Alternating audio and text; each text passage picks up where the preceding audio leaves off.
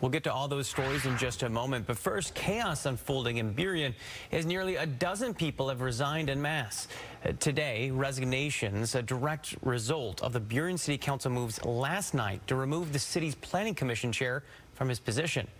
Good evening, and thank you so much for joining us for the news at 11. I'm Matthew Smith. And I'm Neil Wong. Fox 13's Zach Anders spoke one-on-one with Charles Schaefer, the man who was kicked off the commission on Thursday. That move set off a domino effect. Councilmember Mora. I move to remove Charles Schaefer from the Planning Commission. By a tight 4-3 vote.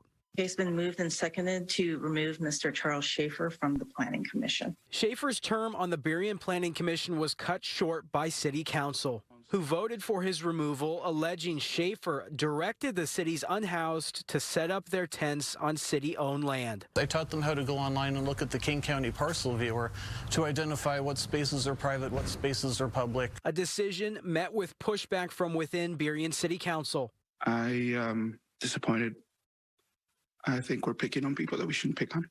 Following Thursday night's special meeting, exodus in Burien. Potentially up to 11 commissioners have resigned in protest of what they did to me because they're concerned about their First Amendment free speech rights. City Council woke up to a stream of resignations Friday morning. Nearly a dozen commissioners have now resigned in protest, in part writing they have lost confidence in the City Council's ability to lead and that the commission chair, Charles Schaefer, fulfilled their need for a scapegoat. Every charge they lobbied against him is unsubstantiated, and he presented very valid arguments to counter each point. Councilmember Sydney Moore also against Schaefer's removal. She and the now former Planning Commission were the focus of the special meeting. Moore's potential censure was postponed to an undetermined date. The city has posted about Schaefer's actions in the past, clarifying that his volunteer work with the homeless has been on his own time and that he doesn't represent the city when he does so, leaving Schaefer and his supporters wondering what grounds City Council had to remove him for actions they've already clarified were entirely his own